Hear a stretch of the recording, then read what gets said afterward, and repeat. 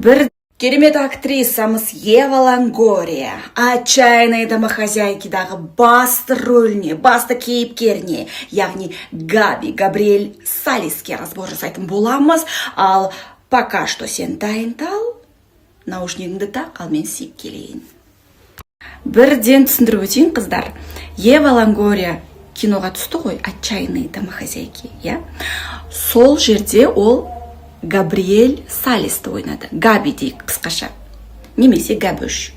Сол өзінің сериалдағы рөліне тоқтайтын боламыз. Ол қандай типтегі әйел, оның мінез құлқы қандай қылықтары бар, қандай фишкалар қолданады өз күйеуіне, немесе басқа ер азаматтарға.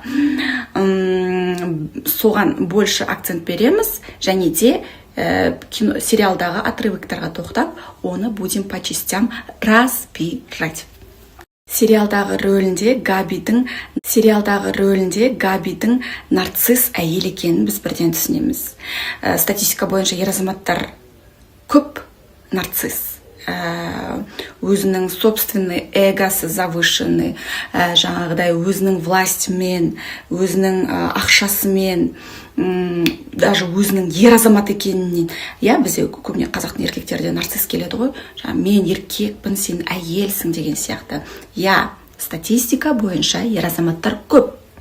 Но кішігірім процент әйелдер де бар.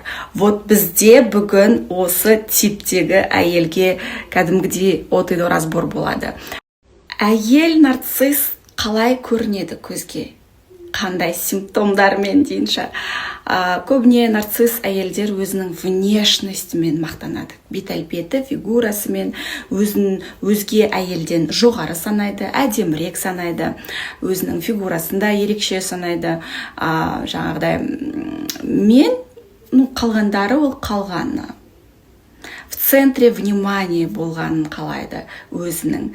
Бәрі таңғалатындай өзін бір сондай кереметпін деп есептейді ғой, енді самооценкасы топ-топ қой жандарым.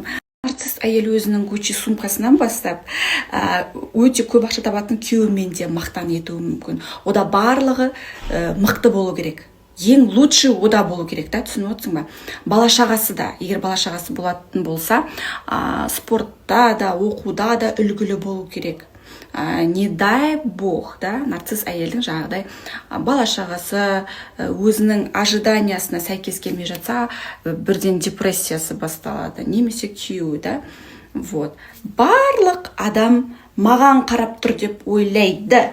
Өтіп бара адам бүйтіп қарап өтсе, сынып тұр ғой. Енді қалай бұндай сұлулыққа сынбасқа деп. Сериалдағы Габидің балалық шағы оңай болмайды.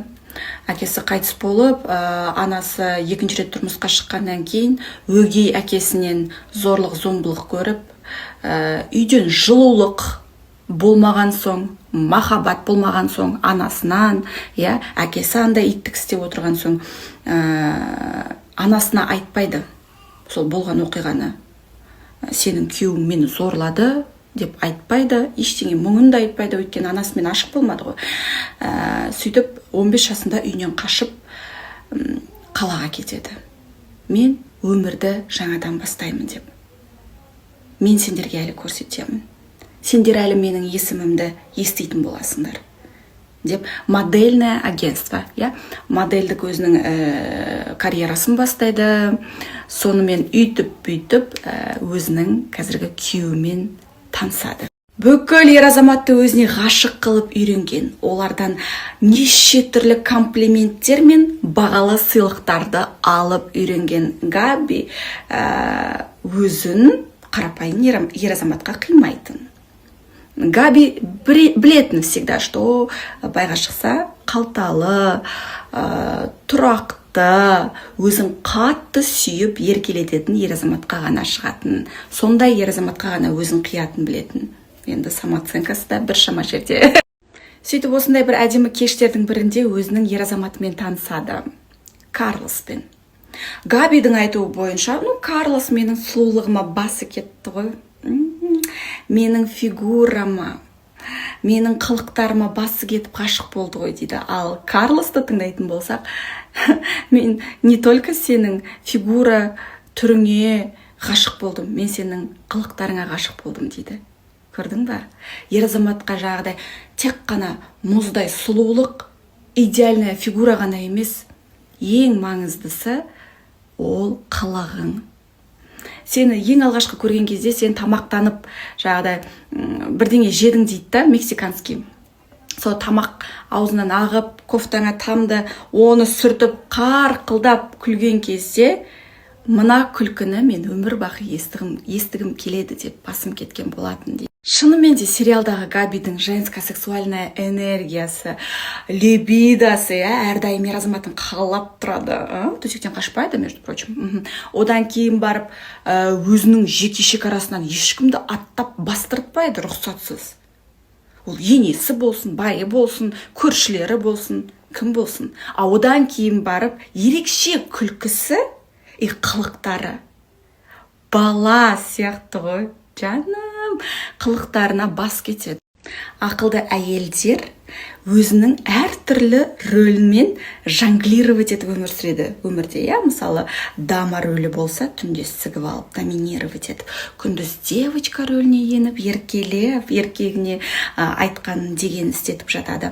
Және де ана рөлі бар, оны бір қолданатын өзінің моменттері болады, айта берсек тағы да көп. Но бізде сериалдағы Габи көбіне кішкентай қыз рөлінде жүреді. Енді осында сұрақ пайда болады, неліктен екен деп. Давайте қайтадан прошлое, өзінің бұрынғы өміріне, кішкентай балалық кезіне, шағына оралайықшы. Кішкентай балалық шағына оралатын болсақ, Габидің сол бір моментте тіреліп қалған сияқты, шыға алмай.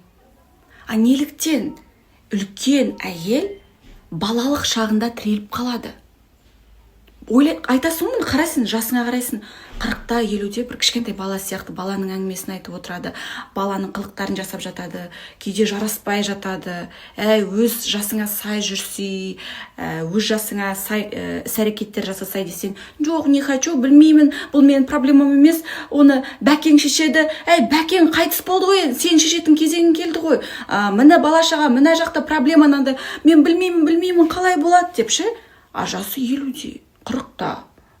Осознанный, зрелый жаста баланың әңгімесін айтып, баланың іс-әрекетін жасап жатады, Ол еркек болсын, әйел болсын. Неліктен деген сұрақ сенде.